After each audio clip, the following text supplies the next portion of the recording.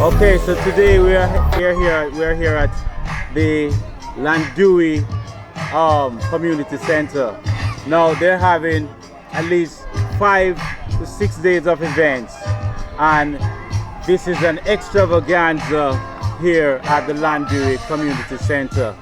We are lucky here to be graced with the great Mr. Stirling, and he is a MBE from England, and that means something. I'm going to allow him to express to us what the meaning of the MBE is. I'm not even sure if I'm pronouncing it correctly, but this is a big accolade for Mr. Clasford Stirling. Now, we're here with a plethora of great people, and we're going to be hearing from them as we go on in this session of the interviews at the Llandewey Community Center. So nice to meet you again, Mr. Stirling. Nice to meet you, Sean. Thank you very much. Could you just tell the world who is looking on now at this small little tiny community in St. Thomas, Llandewey? Tell us, introduce yourself and tell us, what is it that a man like you is doing here? Well, I'm Clasford Stirling MBE. I'm originally from Jamaica. Yes.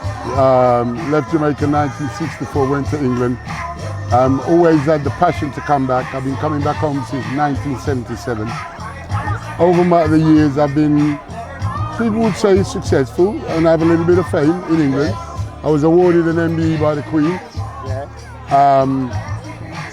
which they call Member of the British Empire, which is an honour given to people in the community who, you know, the Queen or the now King think have done well in the community. Yes. So I'm honoured that they think I'm somebody who deserves to be honoured in that manner. You know, so coming back to Jamaica for so many years and helping different parts of Jamaica, some of it nice and fun and some of it disappointing. But last year I was introduced to St. Thomas, and I went to a primary school, and a teacher, the head principal there, Miss Verona Barrett Brown, the way she greeted me and her students and her teachers, it just took me by surprise, because I've never been treated that way like that in Jamaica. And I thought to myself, you know, yeah, I like this. I like, you know, how can I work with the school a bit more? You know what I mean? And I went back to England and I thought, no, I've got to keep in touch with the school. And since I've been coming back to St. Thomas, the way the people have greeted me, I've never been greeted like that anywhere in Jamaica. Beautiful. You know, so you know, and the beauty of St. Thomas. Yeah. I mean, before I came here, I think I've only ever travelled through here once. Never knew the mountainous regions. It looks so beautiful. Oh God, it you is. know, and there's the history of Port Bogle and Judgment Cliff, things in history that even Jamaicans in England, I've never heard them mentioning. So they don't even know. And I've learned in the past few weeks so much history about St. Thomas that hasn't even been written, that people should know about. It's really, really is a beautiful parish, very fruitful, you know, and the people are just very, very humble and loving, you know. You left Jamaica quite a while, and you've been matriculated into a great man where sports is concerned in the UK. Could you tell us a little bit about that? Well, I was always a good footballer. Yes. But you know, in the 60s and 70s, that's not something your parent wanted you to do. Yes.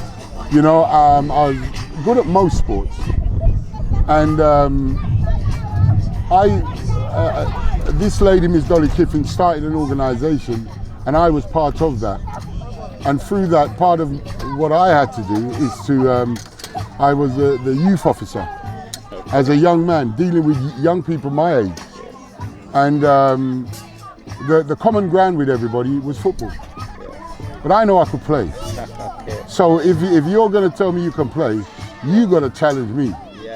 and then you got to show me what you got. Yes. And from that, I formed a team, and from forming that team, we started to get recognition around of beating local good teams and academies. Wow. And I eventually end up working with Liam Brady, Arsenal, and Roy Massey for about 15 years. Wow. And I started to give them footballers. I trained my own son. He became a professional. People like Joby McAnuff, Lionel Morgan, you know, Nile Ranger, Emmanuel Frimpong, Daniel Boateng. I could go on, Jason Banton. I could go on and on and on. All came through our little kind of academy regime in the community. And people was wondering, how is he producing these players? So now I started to get more contact from other professional clubs. And, you know, to this very day now, I think we're close to 300, maybe 285. Apparently somebody said I've trained the most professionals in North London. I don't know if I have that title, but the Daily Mirror magazine certainly invited myself and Senrab to an award to recognise that. Beautiful. So, you know, it's been a journey, but I learned very quickly that discipline is the path to the future and developing young people. And I always say to them, if you don't like my rules, don't come in my house. Beautiful. So, and they know that from day one. And I don't joke. The three discipline that you have to have when you come into me is stamina, skill, and knowledge of the game. And I make sure you have all three. You don't have one, you don't have two, you have all three before I recommend you to anything. This little community here of Llandewey, it's probably the first you come in this little region here. You've seen the footballers, you've seen the youths. You can psychoanalyze these characters. Are you seeing any promising characters based on just looking on? Well, I've seen one or two. They're playing right now. You know what I mean? And it's not easy visually sometimes because you don't know what the opposition is. You know, are they that good or you know this, that, and the other. But one thing I will say, I was here last year and I was at the UE University and I trained the Augustown under 23s, stroke under 17s. Me and my son coached them, and apparently they're unbeaten. They were not prepared for our coaching. I was there. They were not prepared for our coaching, and you know, out of about 40 of them, we picked out two. You know, that had the potential to go further. You know, and you know, I'm honest. It's good to let them know. So then the next session they put the effort in. Because you want to come overseas and be paid to kick a ball around, you got to be the business. Especially the competition, the other ones, they pick up their games a little bit. Right, yeah, well, England, they're coming from players are coming from all over the world. So you got a load of players to compete with. So we got to make sure that when we say, yeah, you're flying out, we made the right decision. Llandewey community is pumped up right now after the session earlier. What is your expectation in the next 5 years for this? Well, in the next 5 years, I intend to be a lot involved, but I need a commitment from Llandewey. You know, I can't feed the 5,000, but I can certainly get up to feeding the 5,000, little by little by little. You know, but I need their effort and input. One thing after talking to a lot of Llandewians and people in St Thomas, they seem to have this belief that they're the forgotten parish. Nobody don't care about them. Now, if you don't want to advertise your talent as a community, right, then you're making it very difficult for me. So I need that energy from the Llandewian community to say, listen, we have the talent, how can you help? Beautiful, beautiful.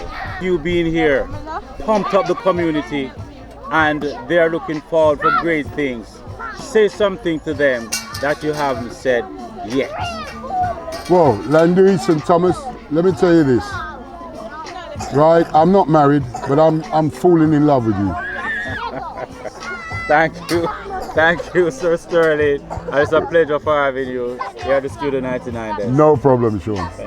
Putting chemical into the river ecosystem is a crime against humanity. Yes. Right, and the government shouldn't even allow that to happen. because the next generation of children won't have the pleasure of coming here in the river and using the river rather than staying away from it. This is so wrong. You know, the beauty, one part of the beauty of Jamaica is being destroyed, and it's wrong.